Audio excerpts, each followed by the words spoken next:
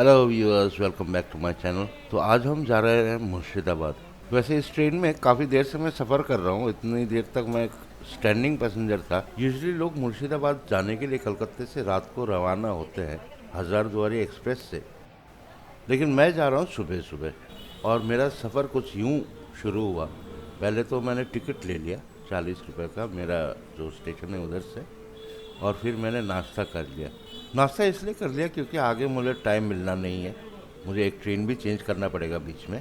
तो गर्मा गर्म हींग का कचौड़ी और चने के दाल से मेरा दिन का शुरुआत हुआ। काफ़ी स्वादिष्ट ये ब्रेकफास्ट है, बहुत ही अच्छा लगता है सुबह सुबह। और ये मिल भी जाते हैं बहुत सुबह सुबह। स्टेशन में पहुंचा ही था कि ट्रेन आ गया और हम फटाफट से चढ़ गए। पर हमें बैठने का जगह नहीं मिला क्योंकि ट्रेन में बहुत ही ज़्यादा भीड़ था। तो मैं यूं ही खड़ा रहा। तो लोग जो जाते हैं मुर्शिदाबाद वो हज़ारदुआरी एक्सप्रेस से जाते हैं, जो कि काफ़ी लेट नाइट को छूटता है और बहुत ही जल्दी सुबह सुबह पहुंच जाता है मुर्शिदाबाद। करीबन 4 साढ़े 4 बजे पहुंच जाते हैं। तो मैंने अपना शेड्यूल चेंज ना करते हुए सोचा कि चलिए ऐसे ही चलते हैं, और ये हम पूरा सफ़र जो है वो लोकल ट्रेन में ही करेंगे। तो फाइनली हम मुझे जब सीट मिला तब ऑलरेडी उतरने का टाइम आ गया था क्योंकि हम रानाघाट पहुंच गए थे। और इधर से हमें दूसरा ट्रेन पकड़ना था मुर्शिदाबाद के लिए। तो अब ढूंढना पड़ेगा दूसरा ट्रेन किस प्लेटफॉर्म से है, शायद थोड़ी देर वेट भी करना पड़े। तो ये है रानाघाट का रेलवे स्टेशन। तो रानाघाट से जो मुर्शिदाबाद जाने वाली ट्रेन है उसमें भीड़ बिल्कुल ही नहीं था, आराम से सीट मिल गया।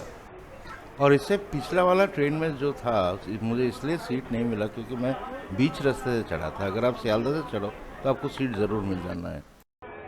और नज़ारे देखते देखते हम लगभग पहुंच चुके हैं और अगली स्टेशन में उतरना पड़ेगा। तो मैं गेट के सामने फिर आ गया ताकि फटाफट से उतर सके। तो फाइनली हम पहुंच चुके हैं मुर्शिदाबाद। करीबन 4 घंटे लग गए और ये कंप्लीट ट्रेवल हमने किया है सिर्फ लोकल ट्रेन में। तो मुर्शिदाबाद में आपको दो ऑप्शंस मिलते हैं साइट सीइंग के लिए। एक तो है टांगा और दूसरा है ई रिक्शा। बंगाल के अंदर इनको कहते हैं टोटो, लेकिन मुझे कोई टांगा नहीं दिखा तो मैं टोटो ही कर लिया। Jahan Kosha gun, the great gun known as Jahan Kosha. तो ये हमारा फर्स्ट स्पॉट है आज के लिए मुर्शिदाबाद दर्शन में। तो पहला चीज़ जो नज़र में आता है वो है इस जगह का सफाई और खूबसूरती। एकदम बिल्कुल टिप टॉप साफ़ है और चारों तरफ हरियाली है, बहुत ही खूबसूरत है। और ये रहा जहान कोशा गन। ये कैनन को ग्रेट गन के नाम से भी जाना जाता है। और ये जो जगह है इसे कहते हैं तोप खाना, जो कि कटरा मस्जिद के 400 मीटर की दूरी पर ही है। ये जो रिंग्स लगे हुए हैं ये काफ़ी भारी है, लेकिन ये गन को देखने से लगता नहीं है कि इतना पुराना है। ऐसा लग रहा है मानो किसी ने अभी अभी इसे पॉलिश किया हो। मुर्शिदाबाद जो है वो पहले बंगाल, बिहार और उड़ीसा का कैपिटल था। और ये तोपखाना जो है वो उसका एंट्री गेट पे था। ओरिजिनली ये जहाँ पर था बहुत सारे बैनियन ट्रीज थे, और उनके रूट्स के वजह से ही इसका जो पहिया वगैरह था पहले वो सारे डिस्ट्रॉय हो गए। तो इसको उठा के इधर ला के फिर रखा गया है। इसे बनाया गया था ढाका में, जो कि अब बांग्लादेश में है। और इसको बनाने वाले थे जनार्दन कर्मकार। 1637 में बना हुआ ये कैनन का वेट लगभग 7 टन है। और इसकी जो लेंथ है करीबन 17.5 फीट का है। और इसका जो विड्थ है वो करीबन 3 फुट का है। अष्टधातु से बना हुआ इस गन का जो बोर है वो है करीबन 6 इंच का। इस गन के और भी बड़े सारे नाम हैं, destroyer of the world, conqueror of the universe वगैरह वगैरह। तो अब हम पहुंच गए अपना दूसरा जो स्पॉट है साइट सीइंग का, और वो है कटरा मस्जिद। 1723 और 24 के बीच में बनाया गया ये मस्जिद एक कारवा सराय था, और साथ ही में नवाब मुर्शिद कली खान का टूम्ब भी है।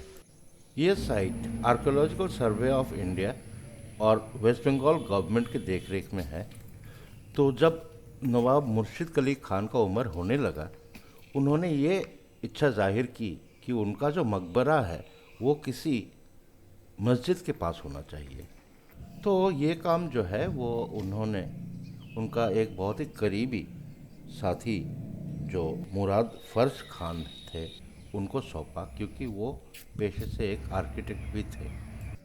तो ये छोटे छोटे कमरे जो आपको दिख रहे हैं, ये उन्होंने बनवाया था जो कुरान पाठ करना चाहते हैं उनके लिए।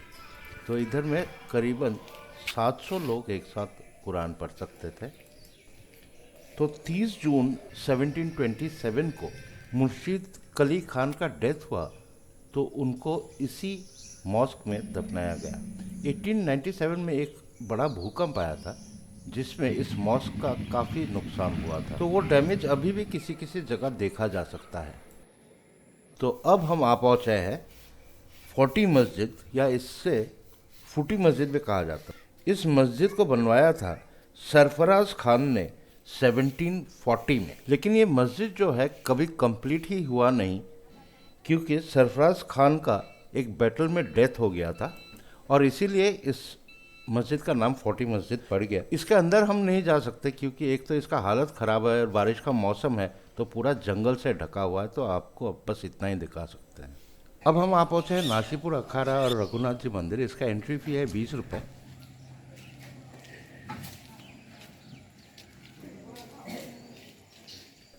और जैसे आप अंदर घुसते हो, आपको लेफ्ट साइड में दिखता है एक रथ। ये रथ ब्रास का बना हुआ है और बहुत ही पुराना है। और ये मंदिर घुसते ही आपको राइट हैंड साइड में दिखेगा। बहुत ही खूबसूरत मंदिर है, बहुत प्राचीन दिखता भी है। इस वक्त इधर कोई दिख नहीं रहा है इस मंदिर के आसपास या मंदिर के अंदर, मैं अकेला ही हूँ। वैसे इसका जो बनावट है देखने से पता चल रहा है कि ये बहुत ही प्राचीन है। आजकल ऐसे कंस्ट्रक्शन नहीं होते।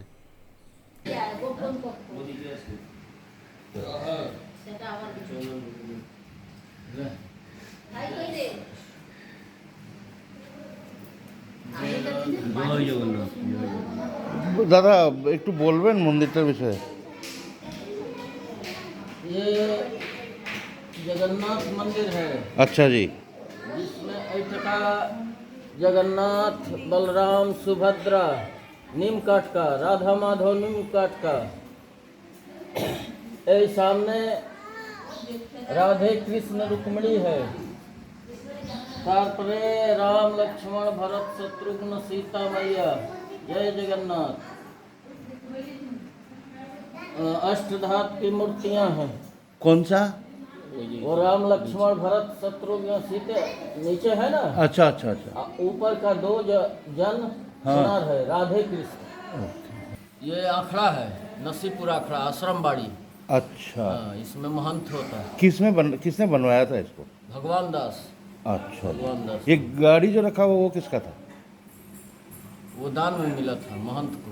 80 रुपये का दान मिला। अच्छा, कितने साल हो गए इसके?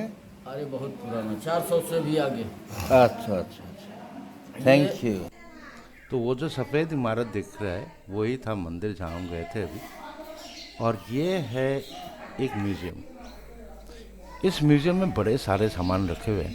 पहले पहले जो आते थे इनका भी फ़ोटो वीडियो वगैरह लेते थे जो सामान है, लेकिन अब वो अलाउ नहीं करते। और ये है वो गाड़ी जिसका जिक्र मैंने पंडित जी से किया था। इस गाड़ी का भी लगता है कुछ हद तक मरम्मत की गई है, क्योंकि पहले इसके पहिए वगैरह थे नहीं।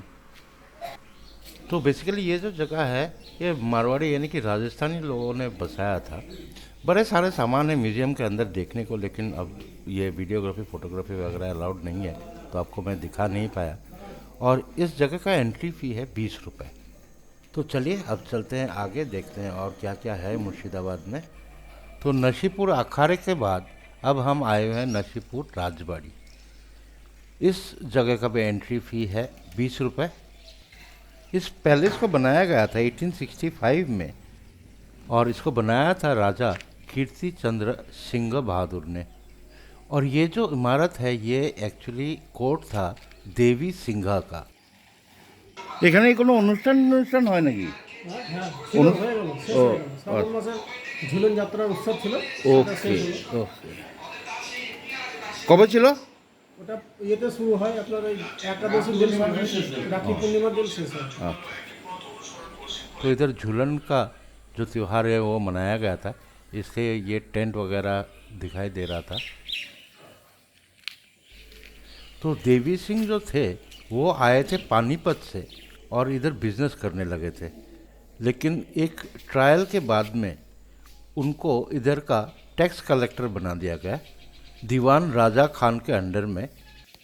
और ये रहा इस पैलेस का एक छोटा सा मॉडल, और ये रहे किताब के कलेक्शंस।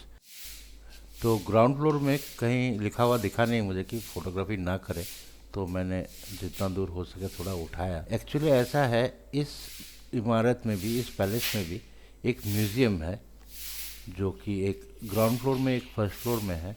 फ़ोटो उठाना मना है, तो फ़ोटो उठा नहीं सकते। और यह है ऊपर फर्स्ट फ्लोर जाने का रास्ता। तो यह है नासीपुर राजबाड़ी या नासीपुर पैलेस कह लीजिए। आप लोग से गुजारिश है कि आप लोग सब्सक्राइब करें और शेयर करें। और अब हम लेंगे छोटा सा ब्रेक।